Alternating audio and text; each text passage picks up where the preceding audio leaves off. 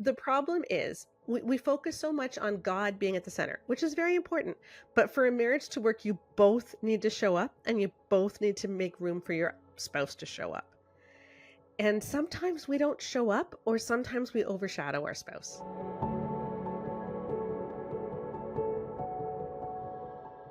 Hey man, thank you for listening to my interview with Sheila Wray Gregoire about marriage. Sheila is one of the voices I trust the most when it comes to healthy, evidence based, solid teaching on marriage, sex, relationships. So, in this episode, you are going to unlearn some common evangelical teachings about marriage, and you're going to get some really unexpected insights based on Sheila and her team's new research project that they did with over 7,000 people, 1,500 matched couples about what makes the biggest difference in marital satisfaction. It's probably not what you think. So listen to this episode to get a great introduction to Sheila and Keith's new book, The Marriage You Want. Enjoy the episode. Hey, welcome to Husband Material. Today, I'm excited to welcome Sheila Wray Gregoire back to the show. She is the founder of bearmarriage.com, and she and her husband Keith have written yet another amazing book for the evangelical Christian community called The Marriage You Want: Moving Beyond Stereotypes for a Relationship Built on Scripture, New Data, and Emotional Health. Hi, Sheila. Hi, Drew. It's great to be back. Yeah, it's good to see you again. You've written so much on marriage and sexuality and teachings that really need to change. What are some of the bad teachings about marriage that made you passionate to write this book? Well, I don't even know that I knew what teachings were bad at the beginning. I just knew that things weren't working. And I noticed it mostly with sex. I had been writing about marriage and sex for years, and I had just been saying what I thought was healthy. And then one day in 2019, when I was procrastinating and I had a headache, I ended up reading Love and Respect.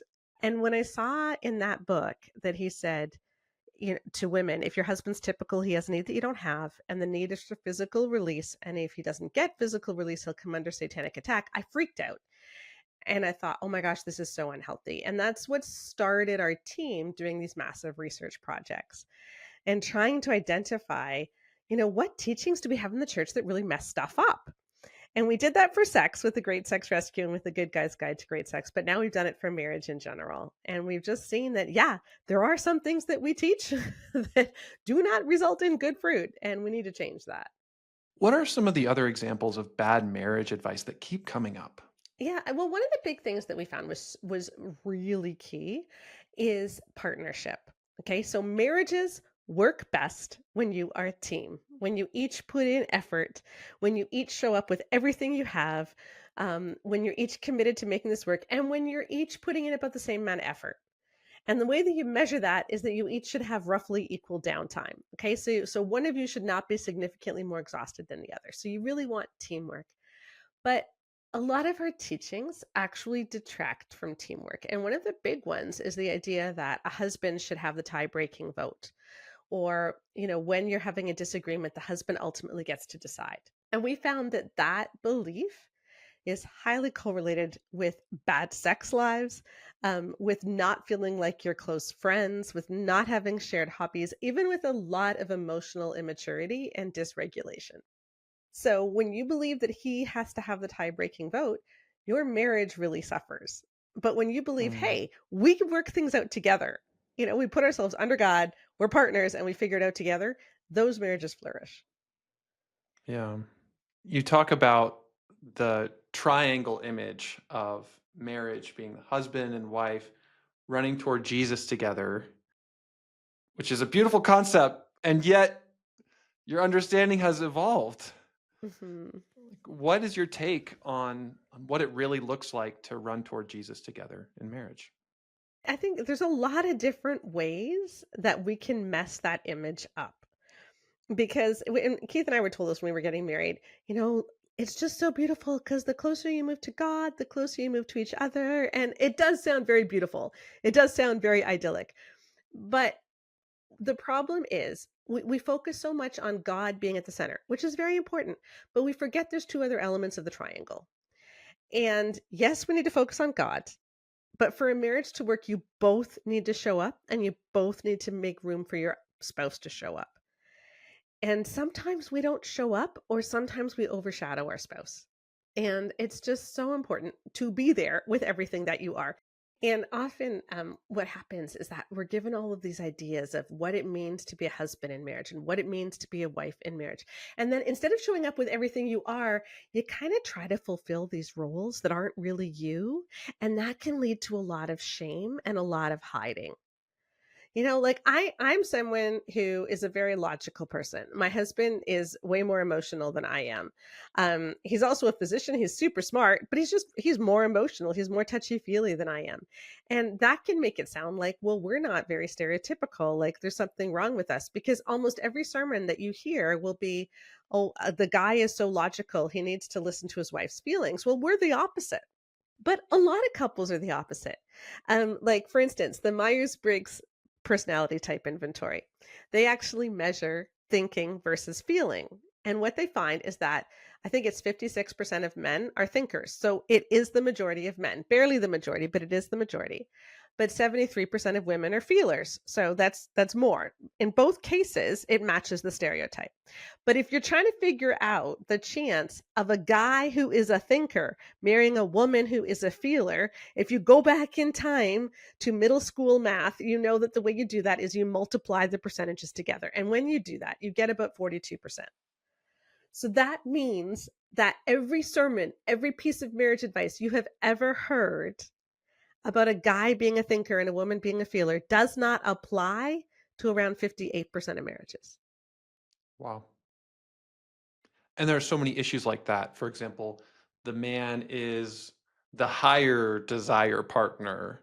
Yeah, there's all kinds. Yeah, that one's one. Or men are visual in a way that women aren't. A lot of women are visual too. And some meta-analyses have shown that actually men are not more visual. Women just have a more arousal non-concordance, which I can explain more about later if you want. That's kind of a side issue. But you know, like these things that we think men are like this, women are like this, they don't necessarily match up all the time. And when we present it that way, it's like we feel like we're totally different species and we can't understand each other.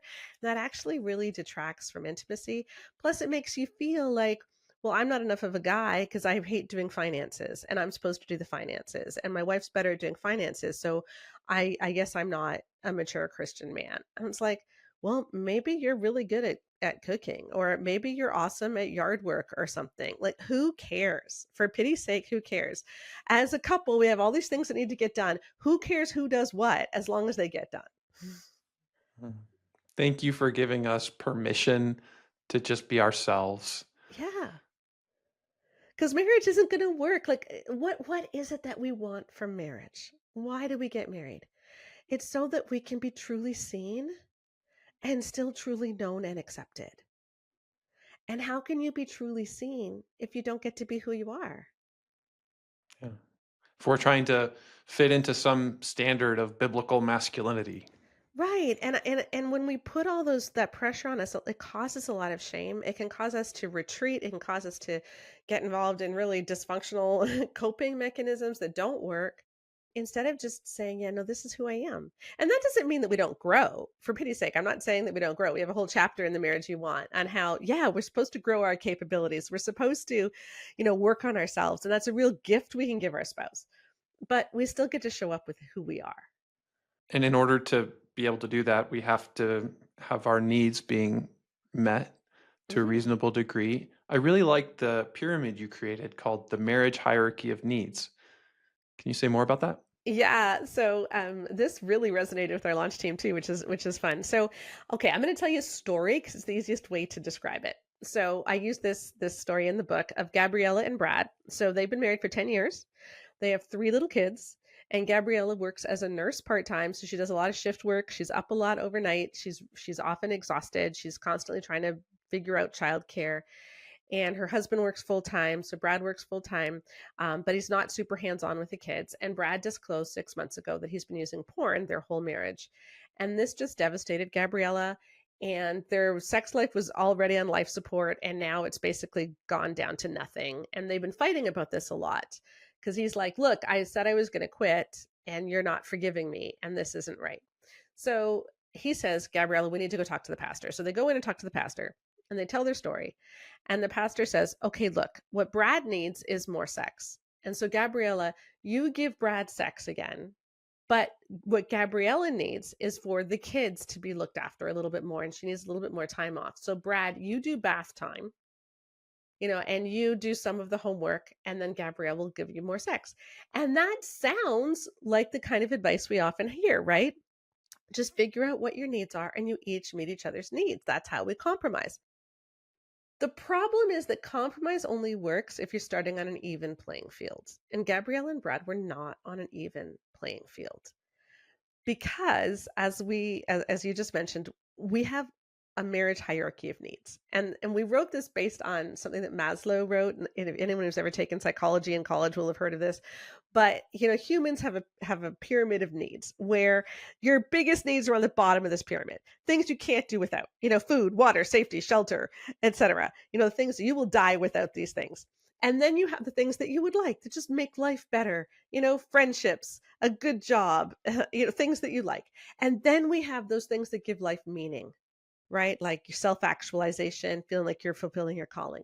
And marriage has something similar. At the bottom is just things that we need to get through the day, right? We need to make sure the rent is going to be paid. We need to get the kids out of the door to school. We need to get the laundry done. We need to get the food made. All of those just survival things.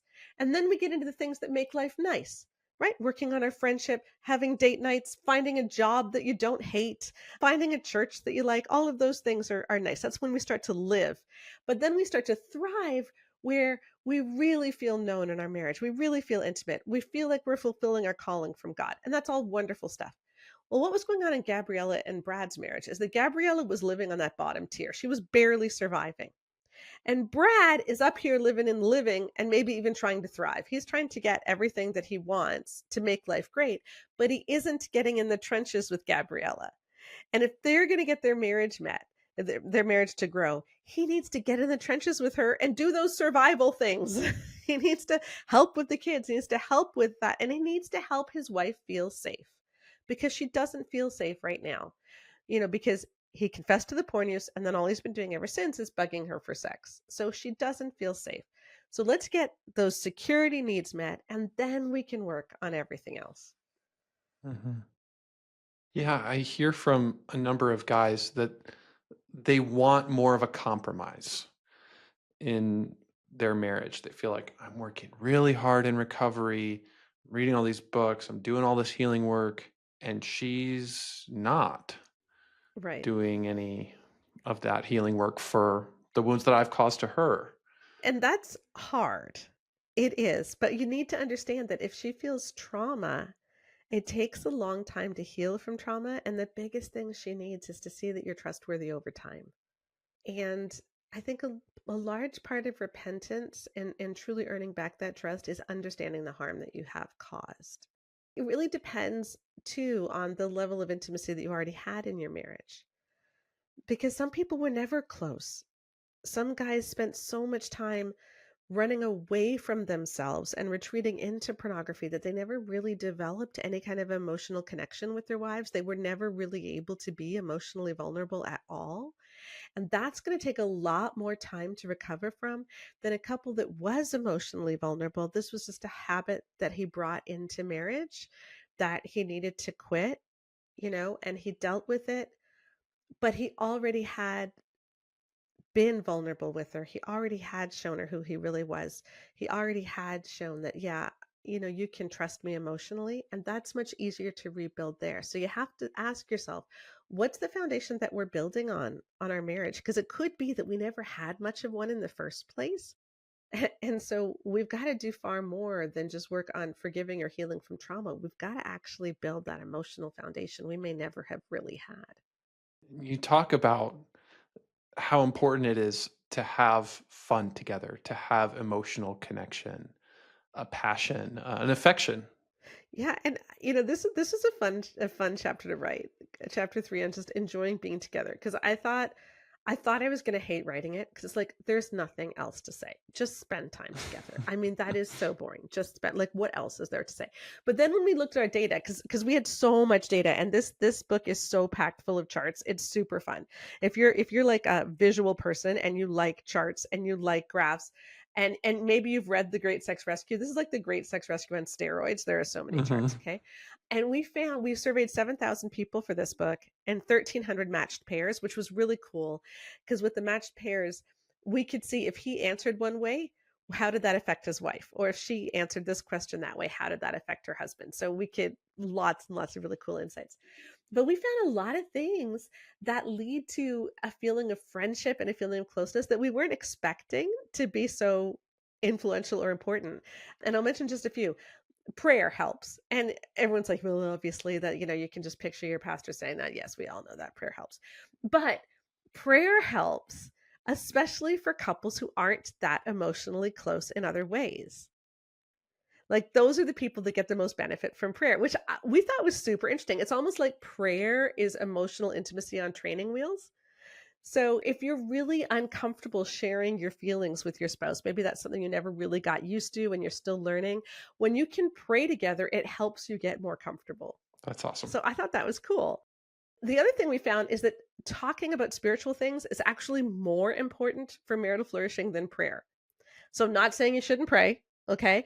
But people who can talk about spiritual things, that usually means they're connecting emotionally too, right? So just being able to talk about those things. But the one of the things I thought was so funny is the importance of shared bedtimes. This is something I figured was important, but I didn't realize how important it was. I'm Gen X, so I'm old. And I remember when I was first married, everybody went to bed either at 10:20 or 11:20. So it was either after the local news was over on the TV or it was after Johnny Carson's monologue on the Tonight Show. And then because there was nothing else to do. Like after that, what else are you going to do? Like there's nothing else to do. There's nothing else good on TV. And we didn't have the internet, so you just go to bed. But today there is nothing telling you go to bed, right? There's nothing external saying, well, now I'm bored, so I may as well go to bed. Right? The internet is 24/7, video games are 24/7. Like we have this stuff all the time. So a lot fewer couples are going to bed together than used to go to bed together. And going to bed together means you tend to have more sex because a lot of sex happens when it's not planned. And anytime you make things a little bit more difficult, it's not going to happen as often.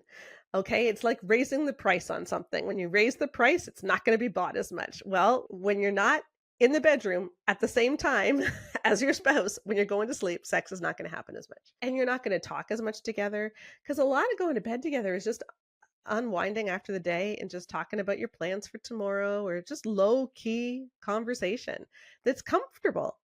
And so it's just a natural time to have those conversations. That was kind of cool. Now, it's not that you can't have a good sex life if you don't go to bed at the same time, but people who don't go to bed at the same time, it's like, maybe you should think about that. Maybe you should reconsider that. Yeah. I'm taking notes on this. Like, that's really helpful stuff. I also was quite interested in what you found about housekeeping and the mental load.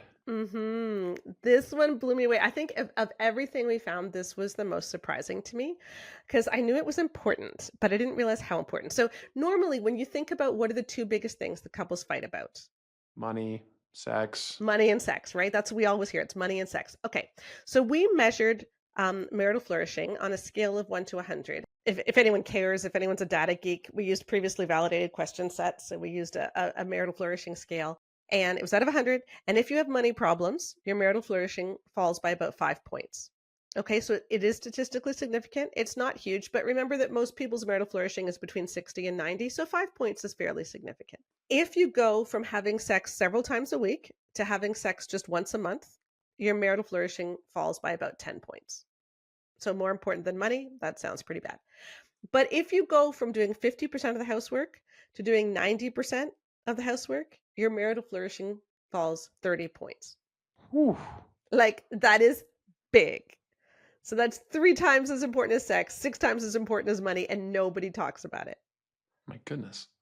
Yeah, and this applies whether or not the person who's doing the 90% works outside the home. Like, even stay-at-home moms can't, or stay-at-home dads can't sustain that. And we did find that this was true for women and men. It's just that women are far more likely to be doing the 90%. Yeah. For those who have never heard the term mental load, how would you define it? Let's imagine a couple, and he says to her, "You know what, hun? You've been working so hard this week, and I know you're really exhausted. Go out on Saturday morning. Just go out, have fun, do whatever you want. I got the kids. I'm going to hold the fort down." So she goes out, maybe she goes to the gym, she grabs a coffee, she reads a book, she's having a great time. She comes home at noon, and the kitchen's dirty, but the kids are super happy. They've got a high from pancakes, everything's great. And so she's happy about this. And she goes into the kitchen. She notices that the birthday present that for the birthday party they have to go to at 2 o'clock is still there unwrapped. So that's okay. She goes to get the wrapping paper. And on her way to get the wrapping paper, she sees her son's science fair project has not been worked on. And it's due on Monday. And then she worries, well, I wonder if Kristen practiced piano because the recital is on Tuesday. And she goes in and she asks her husband, and he said, well, no, you didn't tell me. And she said, there is a family calendar with it right there with a big star and a big circle. And we talked about this last night at dinner. But he's like, oh, well, I just didn't think about it. And so she starts yelling at the kids to go to the science fair project and go to the practice piano. And then he says, oh, my sister called and she wants to know what we're doing for mom's birthday. And she's like, they are your parents. You figure it out. And that's mental load. It's the fact that she's carrying everything for everybody and he gets to not carry it. That idea that men have a nothing box and women don't? It's not actually true. It's not that men biologically are capable of thinking about nothing while women are not capable of thinking about nothing. It's just that women are carrying a lot more stuff in general about caring for the household than men are. When you look at men who are super involved with their kids, they have just as many things going through their heads as women do. So it's not it's not that men have a nothing box. It's just that a lot of men don't necessarily carry the mental load the way that women do. So they can have that conversation at dinner about the science fair project being due on Monday, but he assumes he's not responsible for that, so it just doesn't register to him. And he thinks I don't actually have to do anything about that. So that's the kind of idea of mental load. Or here's another example. If she asks him to drive Benjamin to hockey practice, I'm in Canada, so hockey is the law, right? So if you have to drive Benjamin to hockey practice, what does he think is being asked? He thinks he's being asked to put Benjamin in the car, maybe get his equipment, and then drive to hockey, and then put Benjamin back in the car and then drive home. But as they're heading out the door, she's yelling, did you get the check from Grandpa for the fundraiser? And remember that there's a Tupperware container you have to pick up to bring home because I brought it last week for snack and forgot to get it. And remember that, Jimmy's cleats or Jimmy's knee pad, whatever it was that we borrowed last week, they have to go too. And so she's got all of these things in her head and he doesn't. And that's mental load. And so the more that guys can share it, even just by saying, you know what, I am going to take on hockey. I own hockey. And by me owning hockey, it doesn't mean I just drive Benjamin to hockey and drive him home. It means I make sure that his equipment is clean. I make sure that his equipment is ready. I make sure that if we're carpooling, I know where we're carpooling. I figure out the snacks. I figure out the fundraisers. If he's not getting along with some teammates or if he's not getting along with the coach, I'm the one who intervenes and I figure that out. I do the emotional labor. If he seems to be getting bullied, I figure that out. So if you take on hockey, you take on all of it, not just driving him. And then all of those other details she can forget about. And that's a huge gift. That's huge. So sharing in housework and chores and daily logistical tasks is not just about putting in the busy work.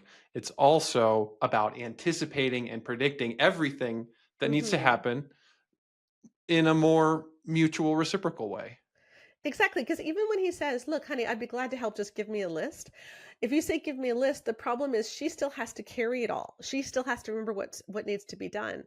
So instead of saying, "Give me a list," let's say, "I own these different things." Maybe you own laundry, which means you keep track of when we are running out of laundry detergent and put it on the grocery list, right? If there's dry cleaning, you're the one who goes and picks up the dry cleaning. Like if you own laundry, you own the whole thing. You notice if the kids' underwear is getting too small and we need to buy more underwear or whatever. Like you own the whole thing. It's so interesting that this has been conspicuously absent from marriage books. Yeah. I know, and in fact, the only time it's mentioned is in books like His Needs, Her Needs, or Marriage on the Rock by Jimmy Evans. When they talk about housework, they talk about it in the sense of God gave men a need for domestic support, and so God intends women to do the housework. So it's like it's so stupid. So men have a God given need for women to do the dishes or something. I don't know. So weird. Yeah. And sad. I mean, weird is not the Mhm. right word. It's tragic. It is. And honestly, I think that there's a lot of men who kind of feel useless because they've never learned to do a lot of these things. They don't know what allergies my kid has or how to get them to eat. And that can cause a huge rift in the marriage too, because she seems to be carrying it all. And you kind of feel like you're superfluous. And she doesn't really appreciate me because she's not including me in anything. And those are the kind of problems that over time build and build and build. So the more you can just jump in and take on huge areas, the better it is for everybody. Own something, and then everything related to that thing is my responsibility. Yep. Mhm.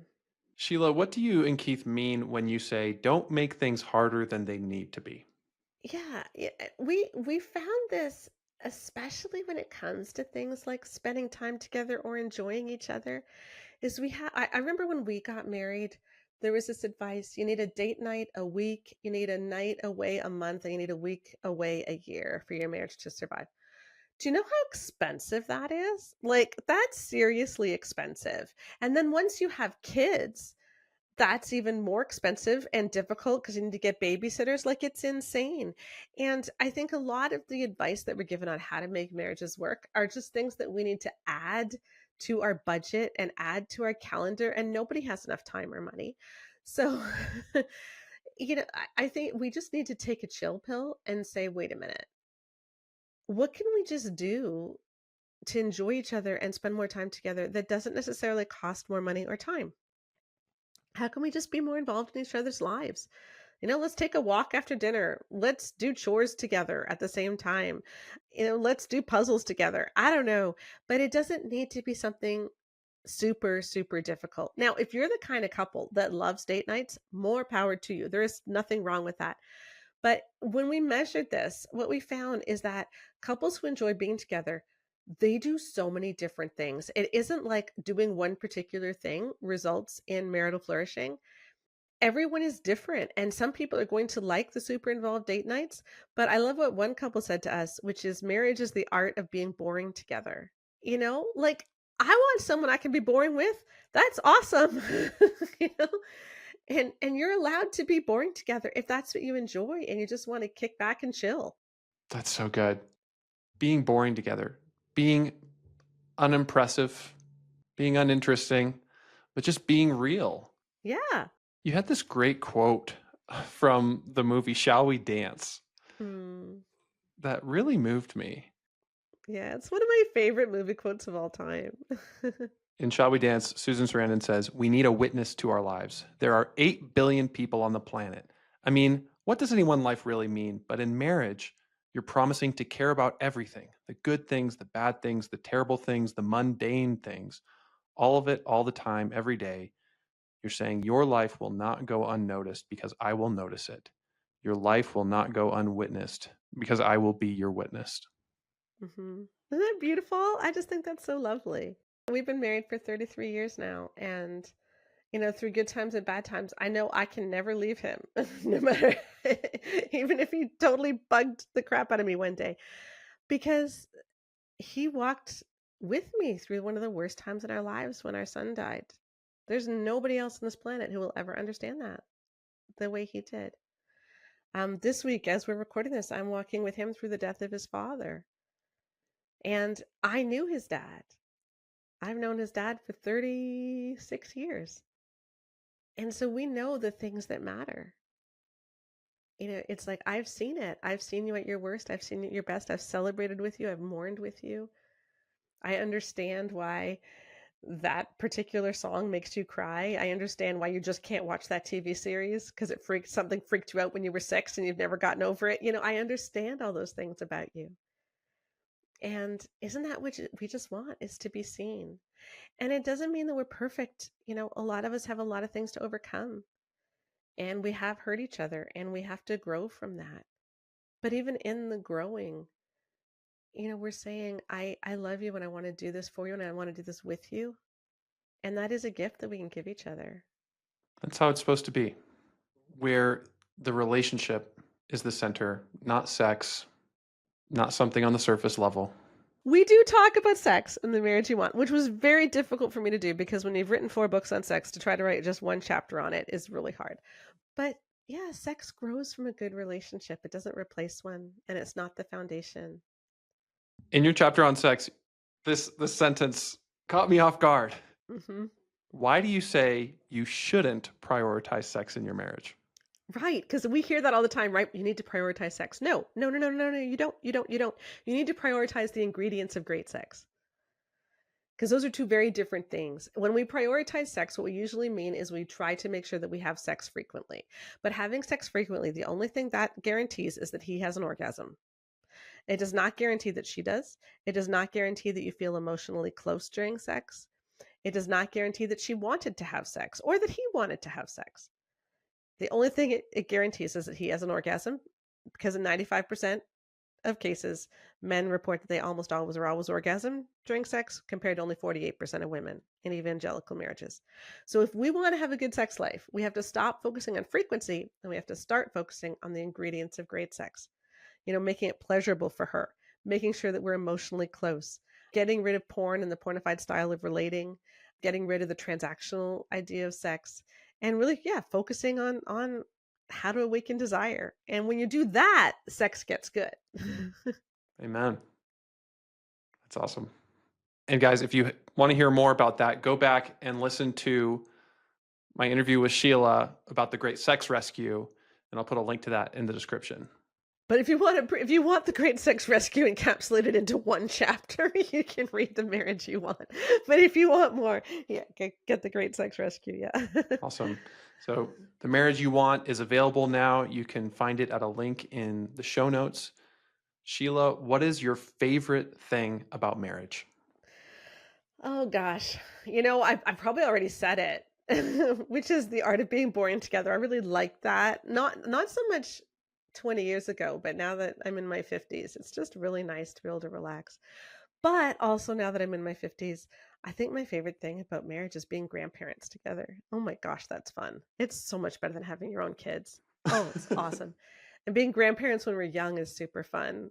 But yeah, just new adventures and realizing there's always new adventures with each age.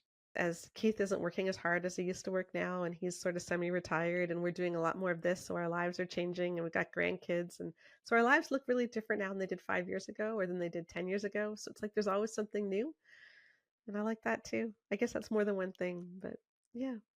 I'm glad you're enjoying it. And thank you for being such a consistent advocate for healthy, evidence based, good teaching on marriage and sex. Thank you so much. So get a copy of The Marriage You Want, and you can get more amazing free resources from Sheila and her team at bearmarriage.com. Always remember, you are God's beloved son. In you, he is well pleased.